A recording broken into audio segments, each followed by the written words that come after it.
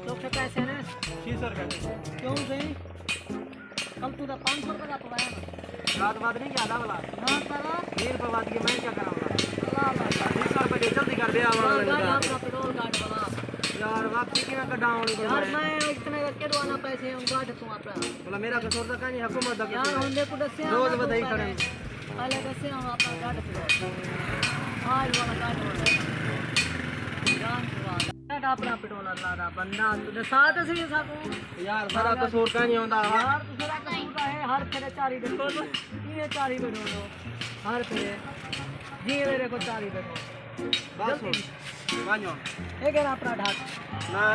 जे भाई पैसे नहीं चाहते हम दे भूखे मैं पियो यार देखो फांसी लावा जान छुट्टी बात क्या बाबा थक गई यहां देखो रात वाला 15-20 रुपए वाला चार के पियो असा दा परेशान थी क्यों केरे वणो यहां देखो आज तक मैं देना आज फांसी लेना आज मैं तेरा काम पूरा करेना आज जो लाज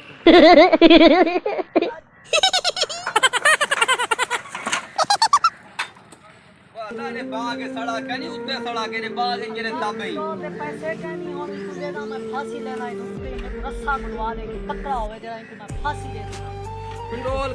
पेट्रोल दे पैसे क्यों कहनी क्या है महंगा थी के रात ही महंगा काटी देने वाला दोबारा क्या महंगा थी ये हां मैं को रस्सा गोला ने आज मैं को फांसी देना इवे कबड़ी जना यार ना तू आज रस्सा गोला ने मेहरबानी कर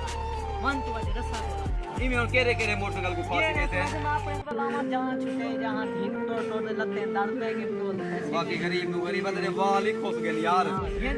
अच्छा मैं रस्सा मंगवेना तू भाई तू खुद खुशी ना करी हां नहीं दिया ये बधेन में फांसी देना हां मैं भला कोई सही मुद्दा ना निकाल आवे ना तू घेन बांध अच्छा मैं घेन जल्दी आ तू आज मैं थक के आ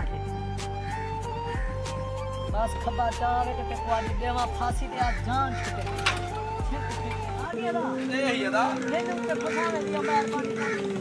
वादा वाला तेरे बंदे ना उठी पवे जो सारा मोटरसाइकिल को भाल भाई पहले ही को बतू काट पता सिखा फांसी दे मैं जान सारा रात बाद जागी हां चुप आप हां आज पक्की फांसी दे मैं हां गिनस कौन को करूं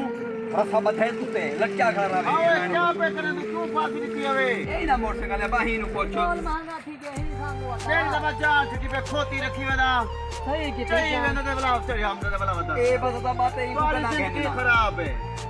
ये तो तेरा महंगा थी सी आई ये दे बला बला ले मैं हनी काबू करे थी मैं जो बला लेगी खोती के में खड़ा ले को दोस्त ऐंदा के को आकी मोटरसाइकिल लेके ना ते मुंडा ना कहने से गदा चलावी करा दे